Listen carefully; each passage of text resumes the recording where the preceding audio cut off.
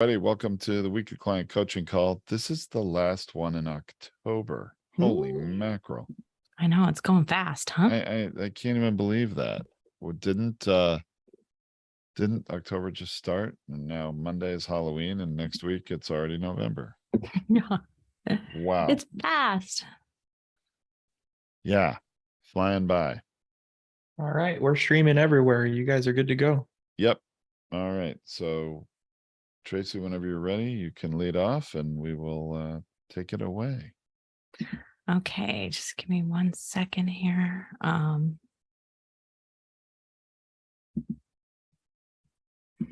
having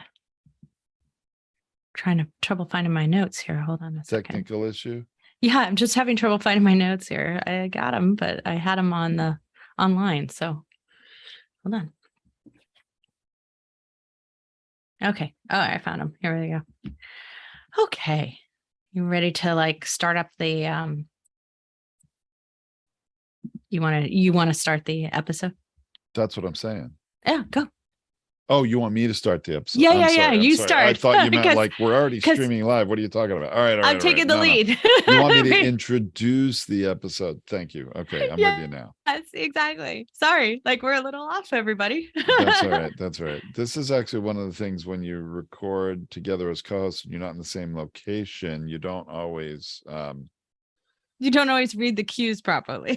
Correct. I was talking about this with another co-host couple yesterday. Yeah. So anyway, I just it was a good example for me and for them if they're watching. All right.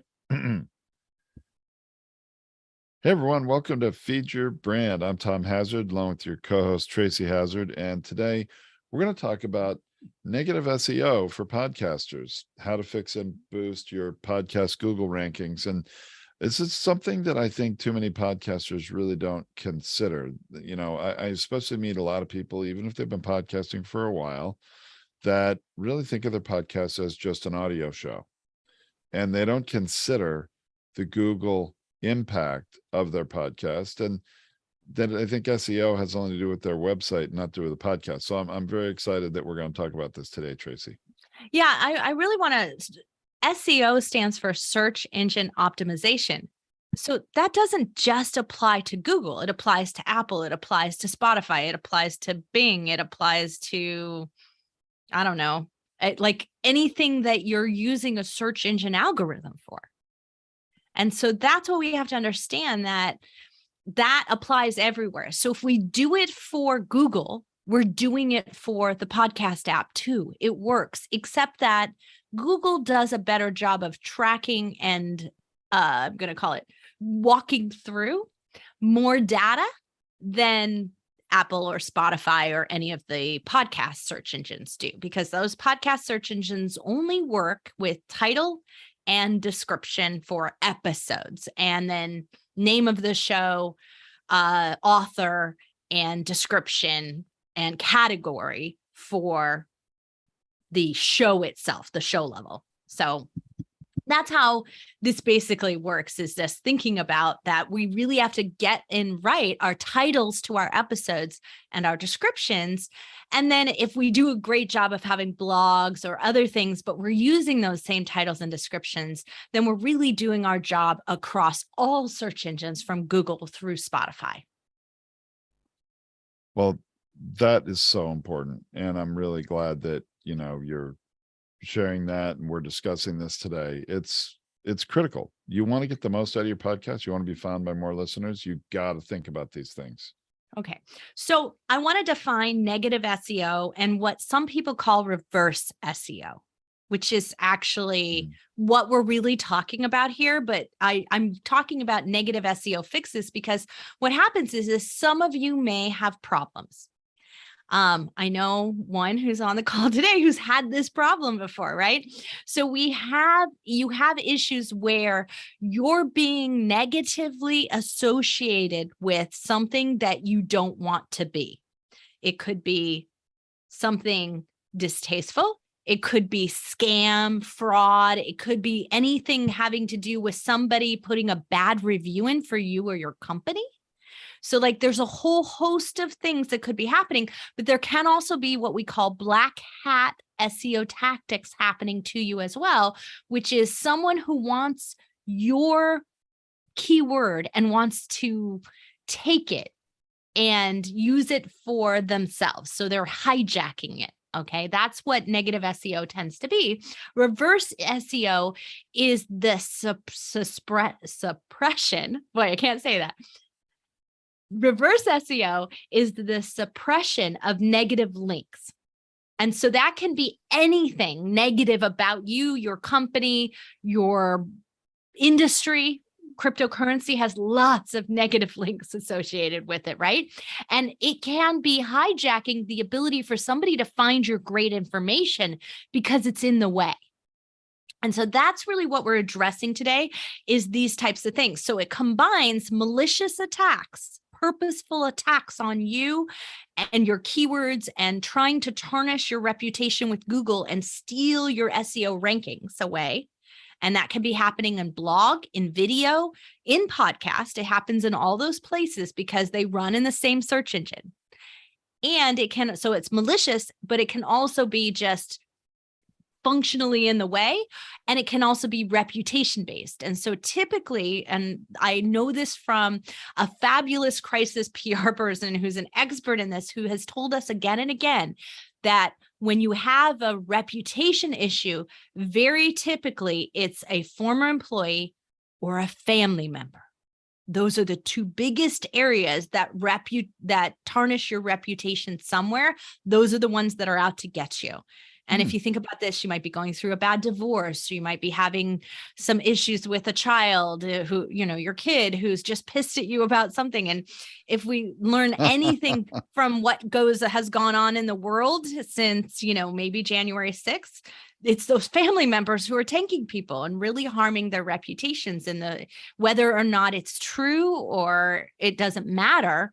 That's what's happening, right? And so it's associating you, your name, your company with something that's negative that could impact your business, and your podcast name could even be your podcast name. Or just your good name. I mean, we see it happen in political campaigns too. I think we see people that have a son or a daughter that, write a book or right. come out in the media and talk about them. So you have all this negative search terms that you're showing up in. Right. And so this is a very important thing to understand, that podcasting can actually really help you in a powerful way. But you have to, if you have a negative SEO situation, this is one time where if you're not paying for video, audio, and blog, it is the time to get and pay for that. So even if you don't do business with us here at Podetize, and that's not, you're on our DIY side, you're just publishing episodes. This is one time when you're trying to combat this that I urge you to find the funds. It is going to be the cheapest way. And there are crisis PR companies who come to me and say, hey, we're going to buy a podcast package, or we're going to buy guest episodes. We're going to buy our way into guesting to help reverse this negativity. So this can happen. This is a really powerful tool for you to be able to use. So let's explain why that's powerful, Tracy. Is that your plan here? I mean, and why don't you go ahead and take this, because this part you talk about all the time. You understand the power of what you're doing on the Google ranking side. Right. Well, and so it is true in the podcast listening apps to a lesser degree, only because all there is there for those apps to provide in search results is the titles and descriptions of your show and of your episodes. So certainly that will help, and you want to maximize that. And the same thing I'm going to say applies to that, and applies to your ranking in Google and your SEO, the keyword phrases that are associated with you. I want everybody to understand that the results, both in Google and in podcast apps, come up most recently published stuff first. The relevance of how recently things have been published comes up in search results first. What that means is, and if it isn't obvious, I just want to emphasize this. I think it's worth emphasizing. Older results, the older they are in time, the further down in the search results, they come up. And I want to ask a rhetorical question to all of you listeners here. How many of you click through to page 3 or 4 or beyond of the Google search results? I bet the answer is very, very few. If we were taking a live poll of everybody else on social media here, I probably had 100 people, and they would say, they don't go past page 1 or certainly past page 2. Now I have a comment here from someone as we're doing this live was saying there's page 2 or 3. Yeah, there actually is. So you want to dominate page 1 and push everything down. How do you do that? You flood all of these channels with new content. So that means the more podcast episodes you publish in a short period of time through a crisis PR situation, the faster you're going to accomplish moving everybody else off page 1 and getting whatever that negative stuff is so far buried in history, no one's going to be aware of it because they're not searching that deeply. So that's the number one piece of advice: publish, and get more content out there. And then Tracy, as you were saying, if you haven't been publishing video for your episodes, get video done and get that up on YouTube. If you haven't been creating blog posts for your episodes, create a comprehensive, what we would call verbal SEO post, and get that up on your website. And if you've been publishing 1 episode a week, publish 2 or 3. Do this for a period of time. Maybe you only have to do it for a couple months, 3 months, a quarter, right. And then you could go back. Right. This is the plan, like, to think about if you want to combat negative, you do need to do it kind of speedy. You want to have a 30-day plan for this. So my recommendation, and what I recommend to crisis PR companies, is to do 4 guest episodes and 4 of your own episodes. That way it's coming at it from 2 directions and you're getting a minimum of 8. I do recommend they try to do 12. I think 12 can push you all the way down on the front page of because 10 is about typical, in terms of there's 10 spots on the first page of Google, right? So if you're going to do 12, this is the way to do it. So if you can do 12 in 30 days, so if you could do 8 episodes of your own and 4 guest spots, 8 guest spots and 4 of your own, whatever it is, I recommend you offer to pay for your guest spots, not to pay for the spot, but to pay a rush fee so that you can time it, and to pay for a titling and description edit or override. And so you might offer them a couple $100, enough to cover production. Think about it like that. What production is. $200 should more than cover production. So you could really do this fairly economically for less than $1,000 in a month. You can do this. This is cheaper than your crisis PR. Those firms will cost you minimum of $50,000 in a crisis month. Minimum of that. That's what they charge because it's an urgent issue and they have to get you on TV and they have to do all of these things. This is the cheapest thing that they do. And a lot of them do subcontract us out to us to let us help them with these kinds of things. So what we do is we say, you want to make sure that all the guest spots you're going to do have video. You want to make sure that you know what negative keywords you're trying to, or set of negative keywords. So it might be your name with fraud, your name with scam,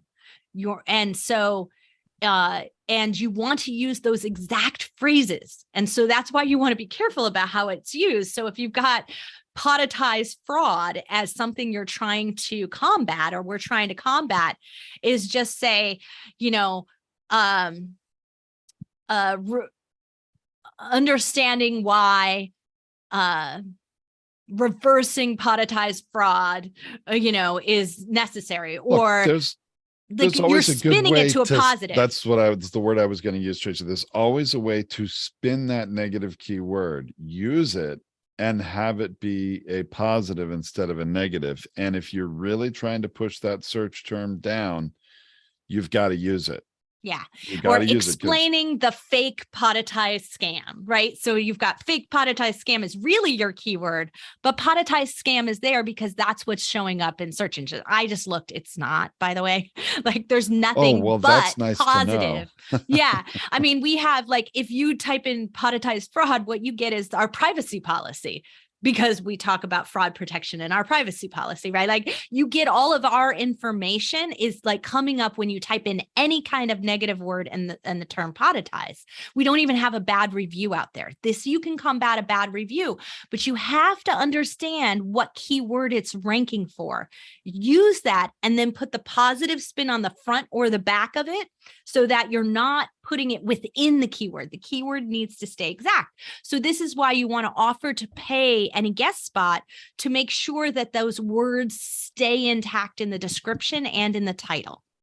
And that's what you're paying that $200 for making sure that they run it in the month that you want it to run in, and that they're using that phrase in both the title and the description properly, and that you just have a little oversight of it to approve it and make sure that it's reading the way you want it to read.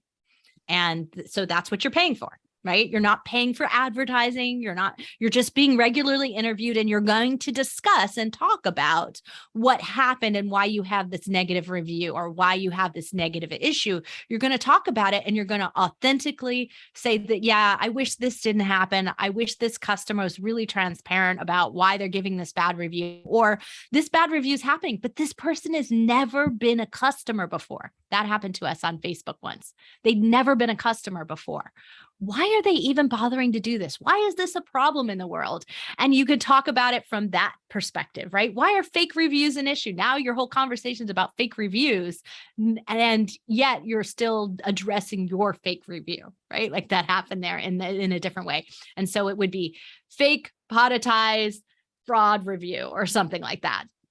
And that would be what you wanted to cover. So by doing this, you're setting yourself up to suppress those terms because your content is fresh and new, and using the verbal SEO that Tom was talking about, those words that you're saying, it's going to outrank any written post. And this is what you have to remember.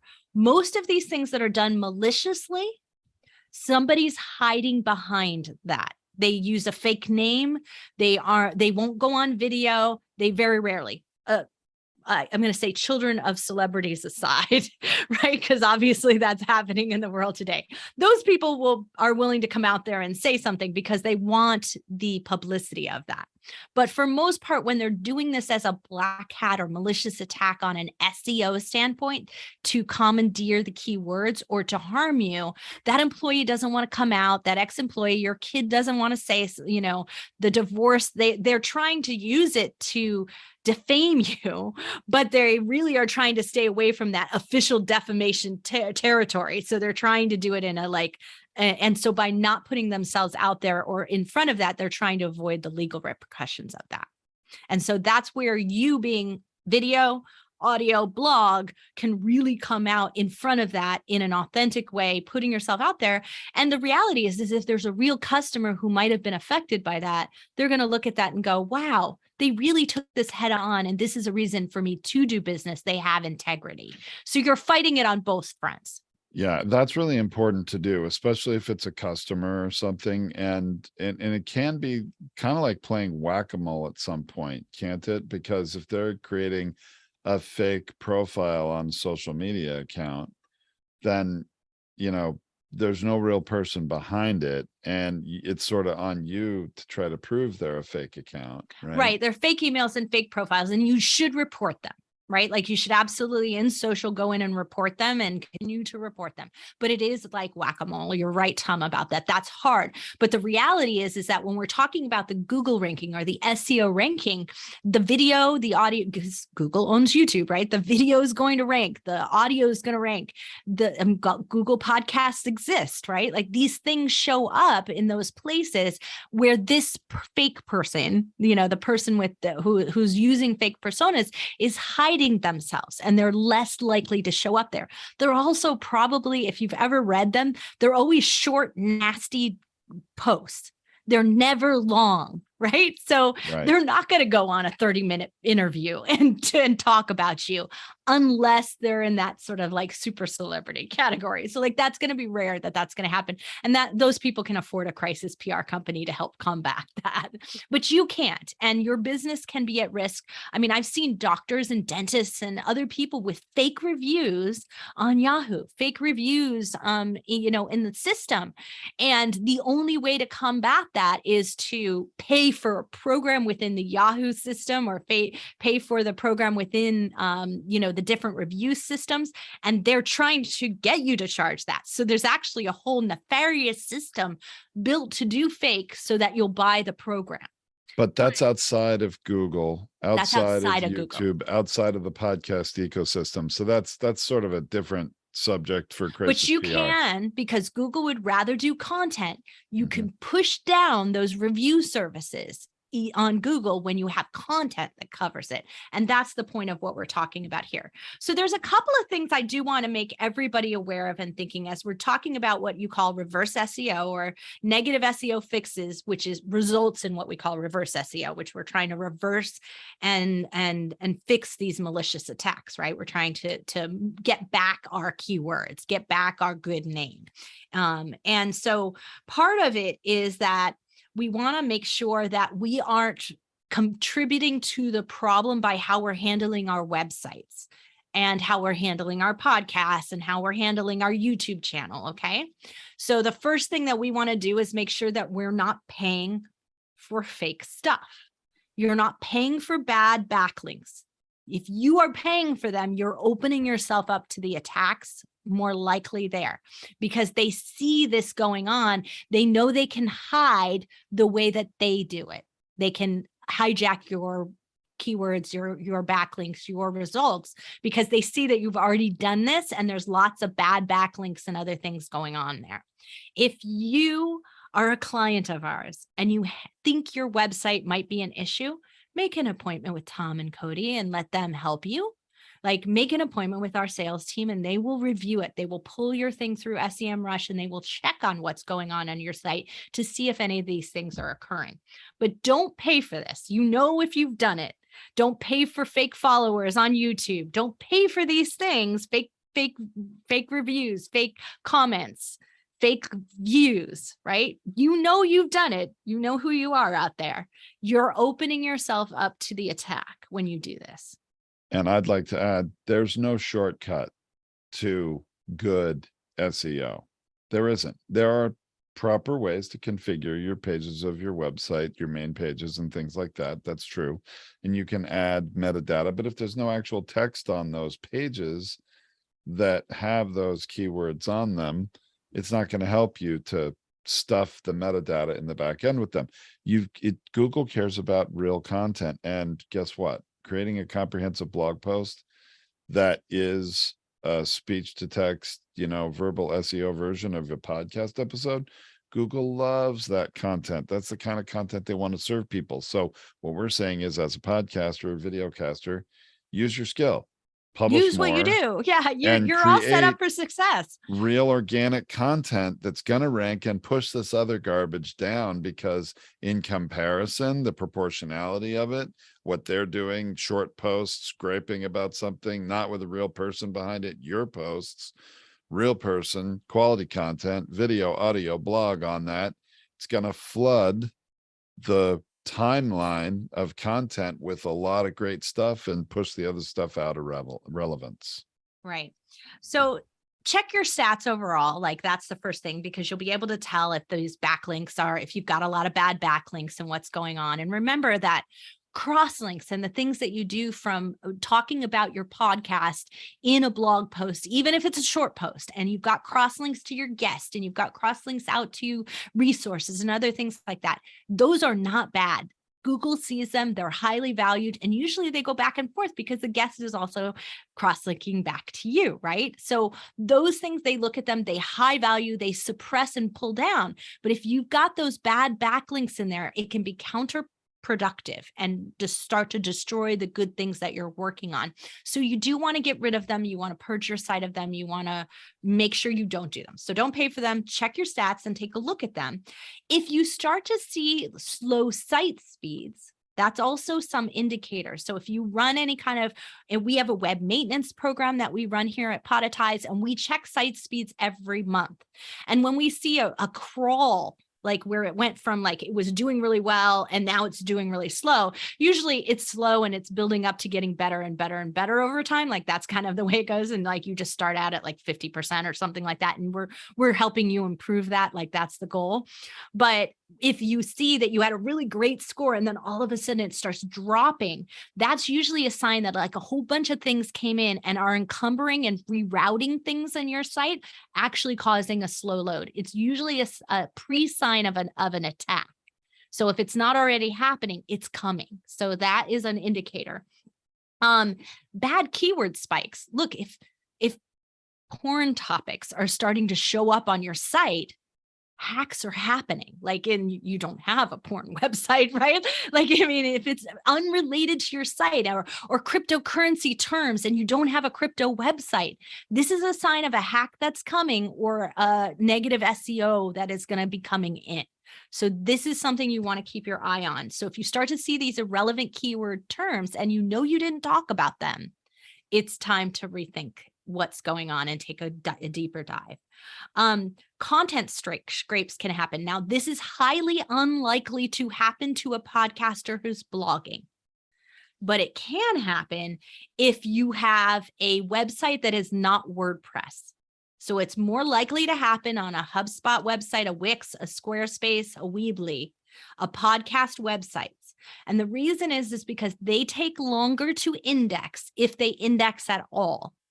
And so someone who is smart about this and wants to do a content scrape, in other words, let's say you're ranking on amazing real estate terms and they see that you've got a Weebly website, they know they could take all of your blog content that's over there and it won't be ranking on Google fast enough. And they can pop it onto a WordPress website and outrank you. And now they've gotten in before you index, meaning their content becomes what Google looks like as original content and not yours. And so this is where they're stealing your content, your IP. Now you can report them. You can do a copyright, report through a Google removal. It takes forever. It's difficult, but it can reset that. But that's what you're going to have to do to reclaim your original content.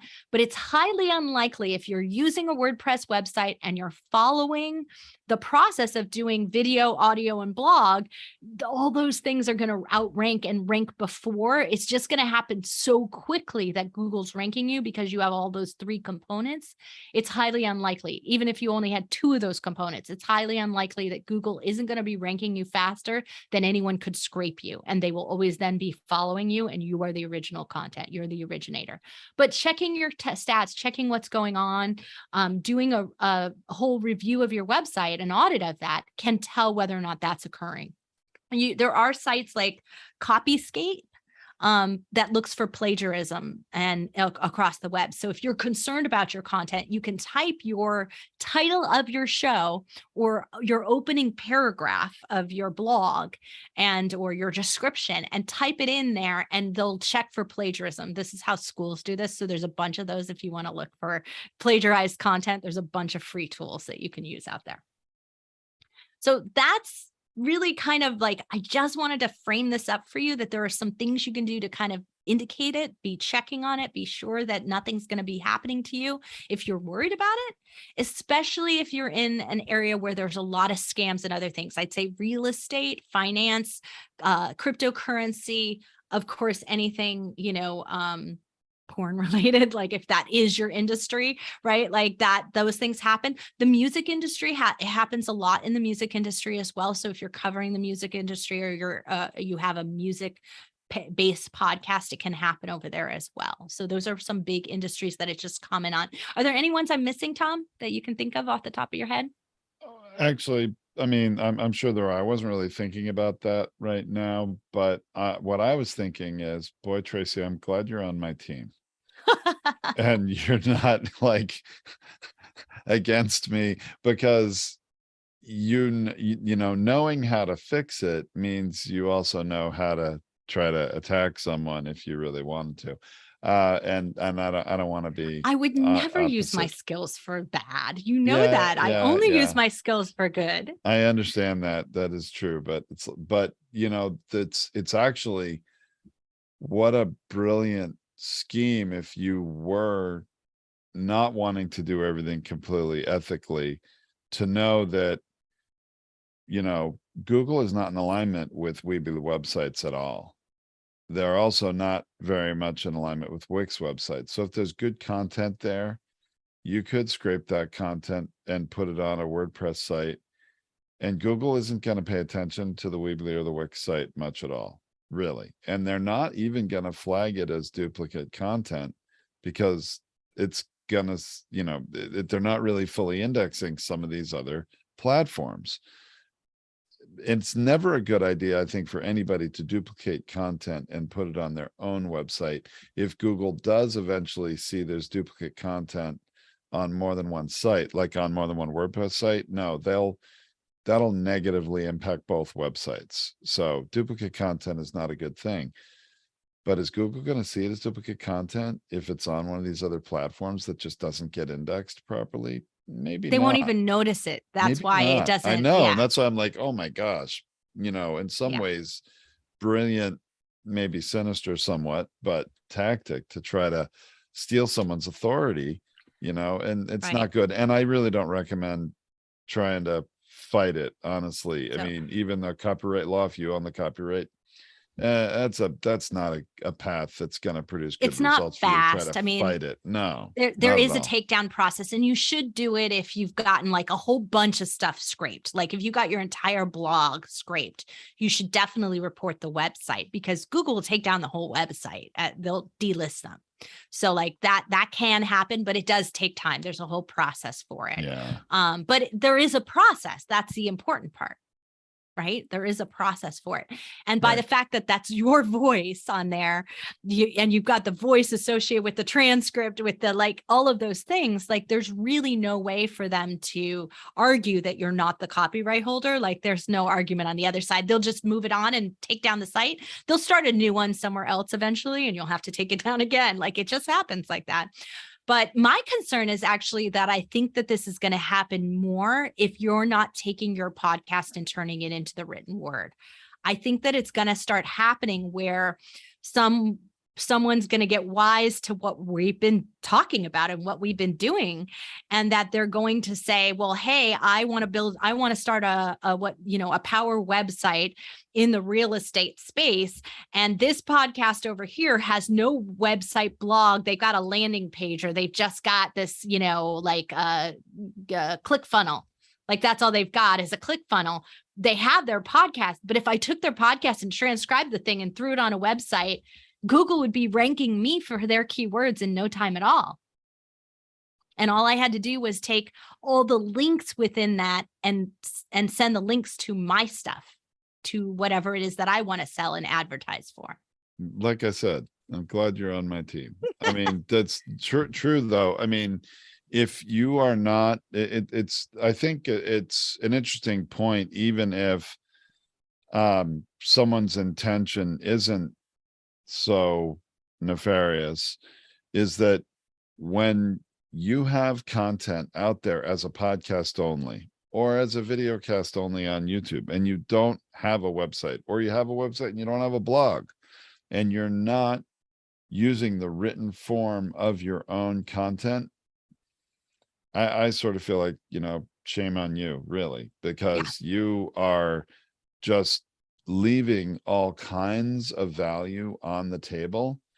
And if somebody else is benefiting from it and you're not, it's really, you've allowed that to happen. I guess it's not that the other person should be doing it, but you've really allowed it to happen. Think about it in sports terms. You're leaving them an open net. The goalie is not in the net, and they can kick the soccer ball or get the hockey puck in there so much more easy and win, and you lose. So it's wonderful. You're listening to this podcast and you are a podcaster, you're recording and creating content. That's awesome. Or if you're listening to this because you're considering starting a podcast, by all means do. But you've got to put your content out there in every form. You're basically staking your claim on your content in every which way.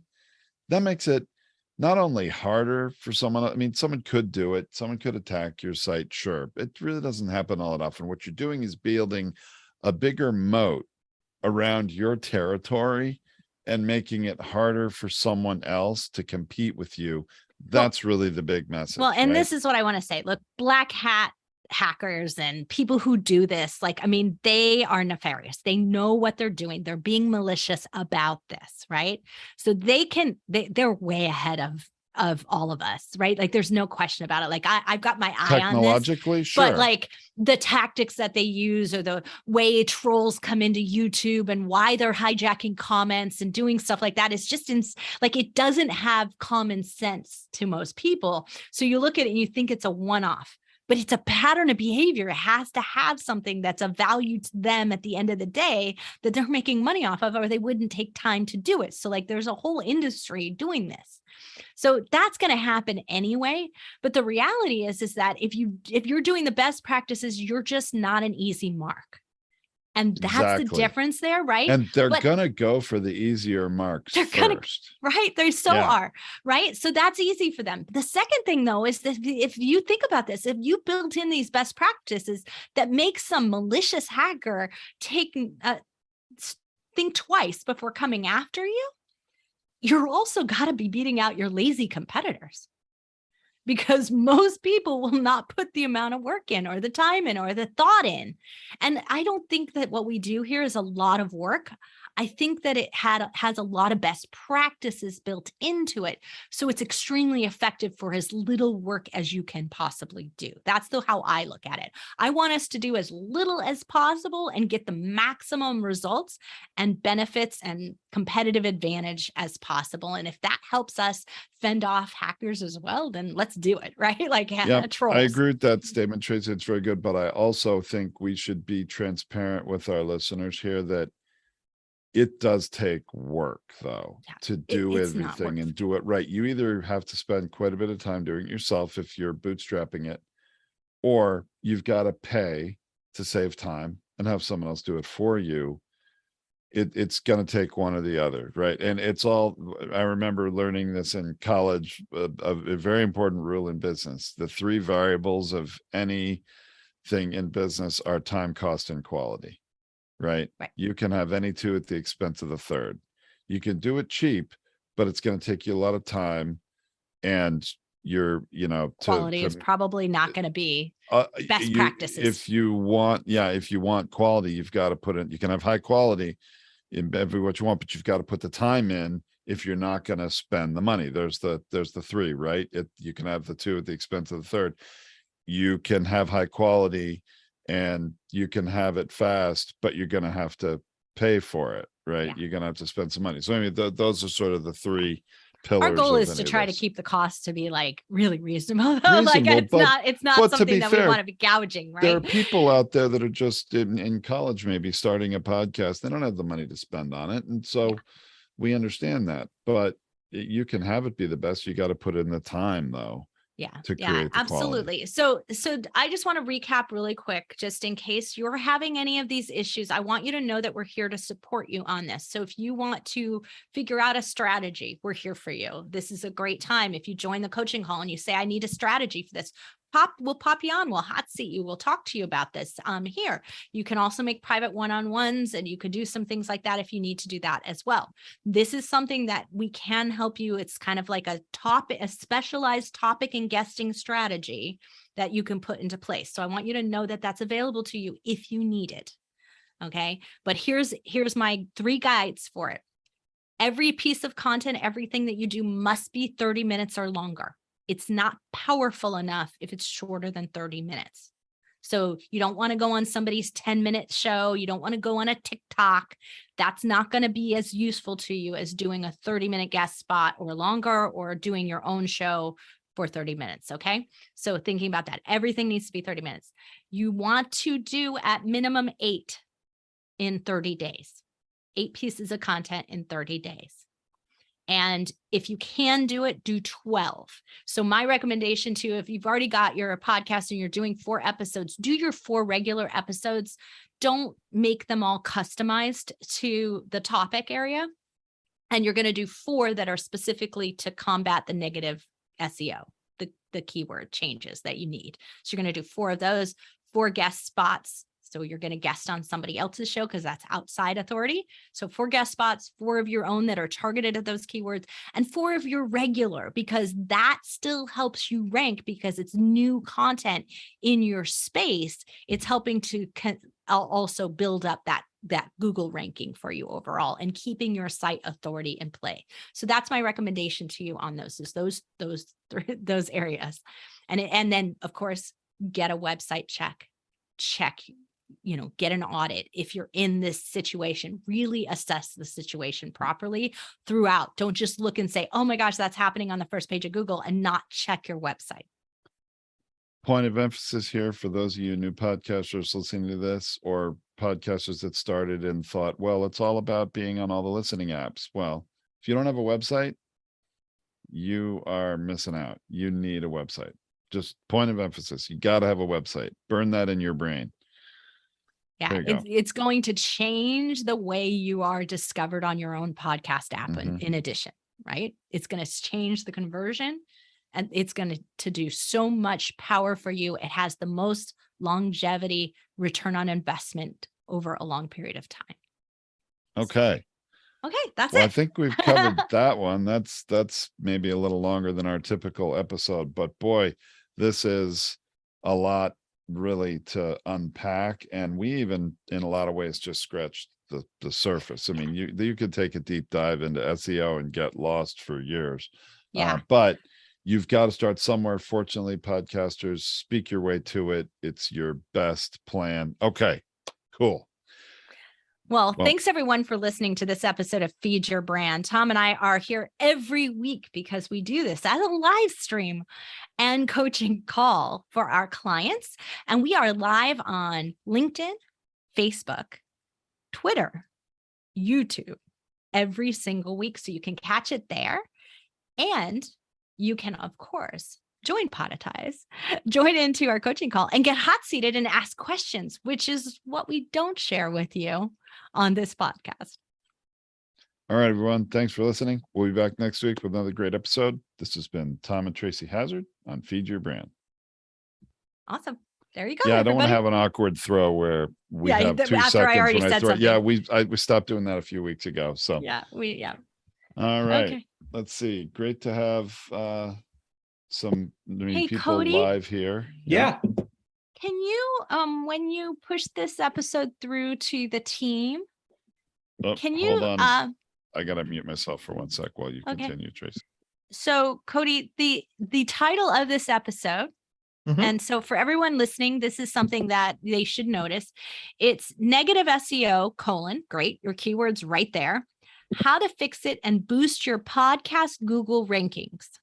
So it says podcasts '*S. I see that. I want them to take that off.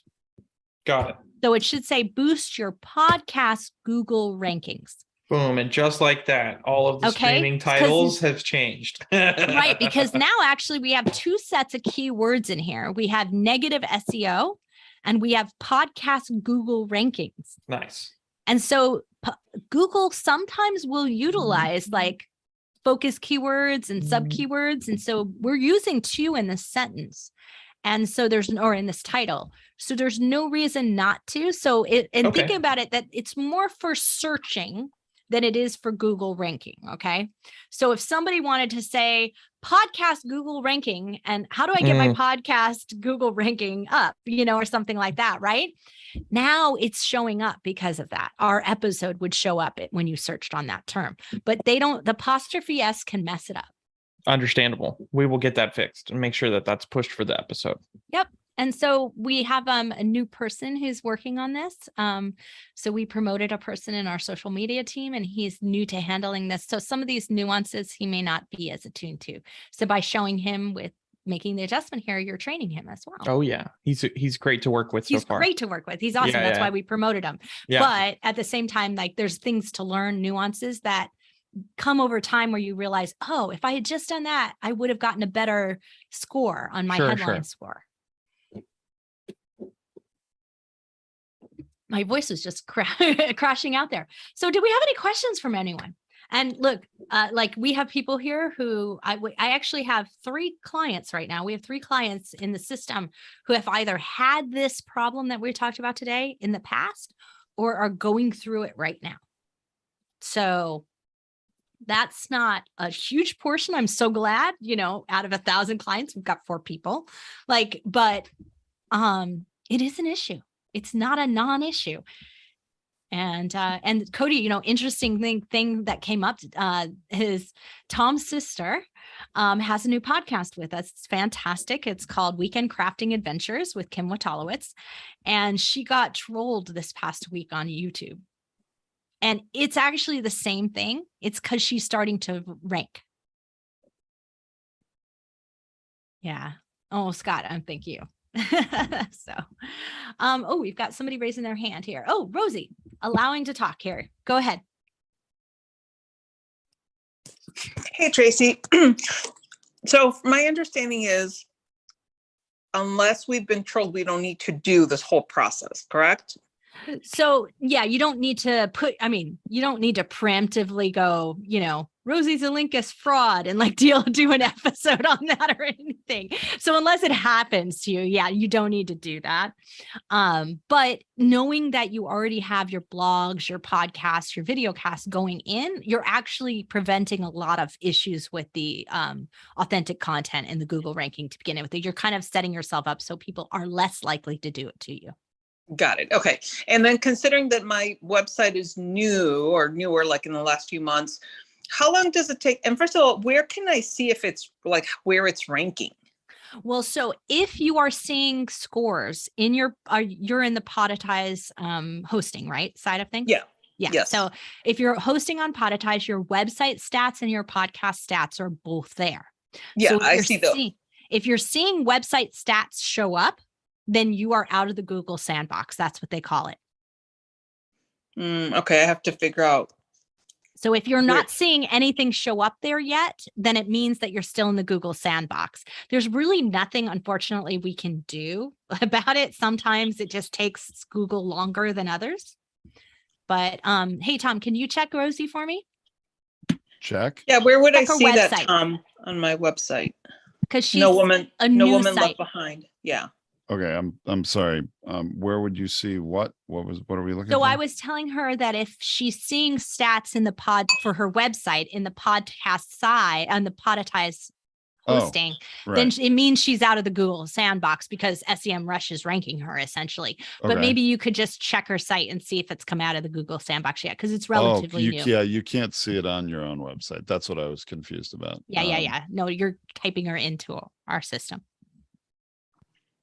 I mean, certainly there are, in our analytics, there is a website tab and that, yep. Okay. Your site is ranking on keyword phrases. So you're out of the sandbox. Out of the sandbox. It started. Woohoo. And this is typically what we do see people with podcasts or with, content, because usually when you start your podcast, you dump a few at a time and then you're moving in. So when that goes into a brand new website, usually we see people come out in 60 days, but 90 days is more typical for most websites. And well, even 120 days if you don't create a lot of content. If you don't do a lot of content, I mean, yeah. The Google will take a long time to trust. What it really is you're doing is building trust with Google. And by creating more content more quickly, I can see. So there's a lot of activity, especially Google starting to send traffic to the site just in the last month since September. So it's coming out of it. So we will start to see continued growth on your website, which is about right from about when the time things started. Okay. And I'm going to look at, whoops. Hey, Tom, can you just, and don't show Rosie's because that's not fair to everybody here because we're live streaming this, but go to the binge factor, go to the binge factor and go to the website tab so that people can see where it is on the portal. Okay. Yeah, Rosie, I'm not going to expose you live streaming. Yeah, I don't want any of your competitors to accidentally see you as your site. It's brand new. It's not fair to you, right? You're just starting. So binge factor. I mean, yeah, just share screen real quick and just show everybody the website tab so that they can see what it looks like and how it starts to grow. okay, maybe not the shining example, but here we go. We're working on some new things with the binge factors though. So right here, the bingefactor.com. See, it's the website button. When you go to analytics, you default to the podcast page, hit the website button. It tells you your backlinks, which is how many other websites are linking to the binge factor. And that's a good number. Yeah, keep in mind, I only have about 125 episodes on and binge factor. the entire website is about the podcast. Right. There's nothing else going on there. Almost 400 organic keywords in the United States. What I'm curious about, we must have changed something on the website because it was over 500 We've been working on it, yeah, in July, and it's actually come down, which we don't usually like to see. But if we made some major structural changes to the website, that can happen. And then you get your top 20 organic keyword phrases listed here on Podetize. Anything that's position 10 or lower is on the first page of Google. And you can see how Tracy's ranking on other people's names. Those are podcasters. They were a guest on her show. And so my favorite is Even the Rich podcast host, position 10. That's a Wondery show. And I'm ranking position 10. And there's over 5.5 million results for that keyword phrase, and you're number 10. Now only 390 people searched on it last month. Because so what you have is your position. The search volume means how many people searched on it the last month. Number of results is for that keyword phrase. How many other results are there? And then what I'll do, there's another show that I can that's been podcasting for about 4 or 5 years, and I've shared them before, and this is public information. So, I mean, I know he wouldn't be embarrassed. Okay. Consulting Success, Michael Zapersky. He has a business. He's podcasting to lead generate for his business. 25,000 backlinks and almost 7,000 organic keyword phrases. But look down at this, 20 organic keywords. Look at how wonderful those keywords are. And he's on the first page of Google for every one. And he does nothing else but create podcast content for his website. So it's all from those blogs. Consulting business. Wouldn't you like to be at position 5 on the first page of Google for consulting business? 400 people searched on it last month. And there's, oh my gosh, 2.5 billion results on Google for that keyword. And he's number 5. I mean, the consultation fee, he's number 2. Holy mackerel. Consulting proposal template. I love that one. So just to be clear, when I'm looking at my site, it looks like the keyword No Woman Left Behind, which is the name of my company, the name of my podcast. It says it's position 4. Yep. The search volume is 40. And then the number of results is like a gazillion. So what does that mean? 4 out of search volume 40.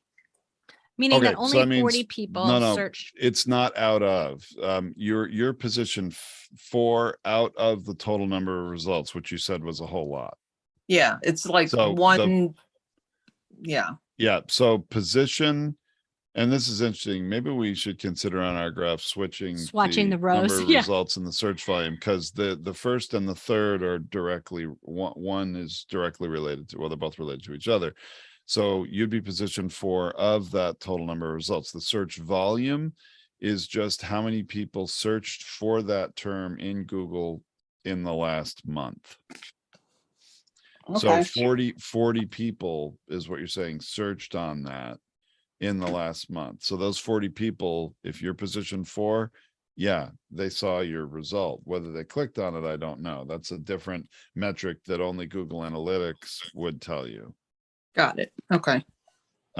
So we provide the information that we can here. We give you your top 20 results. And if you export a list, which you can, if you export, it'll download a CSV file, I believe, of your top 100 results. Now, you don't have 100 results yet, Rosie, because your site is too new, but you will. It'll continue to grow. So there you go. There's So a glimpse. yeah, And so we're the this is, only hosting platform that gives you those things on your website. yeah, Nobody this else is just the doing that. tip of the iceberg though. Like when we do a full website audit, there's like a whole bunch of things. You're looking at the value of backlinks, like it's SEM Rush is what we recommend and use. And it's a couple $100 a month if you were to subscribe on your own, I think. Isn't it like $199 You can or get an something? individual account, I think, for 100 or a little over 100, but we have Yeah. a commercial level account because of what we're Right. doing. But when we go in and do an audit of your site, and a brand new site is too hard to do, like you've got to Mhm. do it like years later, or whenever you're having a problem, we can analyze by looking through it. It'll start to tell you the value of those backlinks, how many of them are dangerous or potentially malicious. Like there's a lot of data, a huge amount of data, almost too much for your average person. Like I mean, we know a lot about SEO, and Tom and I, our eyes glaze over with a lot of the information that SEM Rush has, but that's the best way. So if you are concerned about something that's going on your website, book an appointment with Tom and we'll check that for you. All right, sounds good. Thank you, guys. Thank You're you. welcome. Wow, it's almost 1. Yeah. So Holy anybody mackerel. else have anything, any questions? So we've been having, I just for those of you who have been clients for a long time, want to make you aware of this. We've been doing something new. We've been having workshops for new podcasters to help them with their guest strategies, their topic strategies, things like that. But we are having an advanced social media workshop coming up. And some of you may want to think about that. Maybe you have some new team members, maybe you've hired an assistant or something like that, and you want to put them in. So that's kind of a new workshop that's coming up. We also have a social media starter that's coming up as well, but I think most of you are beyond your starter stages. But if you're like really kind of like you started your podcast and now you're new to the Cody, can you instead put the link to the whole page so that they can all see all the So workshops? Cody put in the link for just that advanced social media one, but there is an entire page of Cody every knows what it is. He's session. got it. Yeah, I have it too. But The dates are wrong on a couple of things. The team's fixing it, but last night I gave it to him to fix. But and I saw that they were on it this morning. But yeah, those are some of the workshops that we're offering. They're really for new clients, but I think that specifically the advanced social media one might be great. But also just want to make you aware, every month Cody has an open office hours, if you want to call it that. That's listed on that page as well, where he's doing recording and tech checks. So if you get new equipment or you're in a new space and you want to have your tech checked, make an appointment with Cody or pop into that office hour. So those are some new things that are coming up. We're going to make some new announcements and stuff, as things are set in place. This is like, we're just testing this out and we think it's working. So we're probably going to continue and move it forward and do it once a quarter. Okay. Yeah. Great. I mean, I think we had really good results last night in the topic class. Went really well. Good. All right. Okay. Well, I think it's going to wrap it for today. Thank you all for joining and participating, and check out those workshops. Definitely. Those of you that, at least check them out. They may not all be for you. There's probably one or two that might be, and feel free to join. All right, everyone. See you next week. Are we both here next week, Tracy? I am not. You're not? Nope. Uh-oh. You're going to be on. I'm going to try to tune in and join in, but I don't know if I'll be able to. I'll be in LA. Programmatic ads, audience cost. That'll be fun. Yeah. I'll enjoy that. Okay. Okay. Sounds really Thanks, good.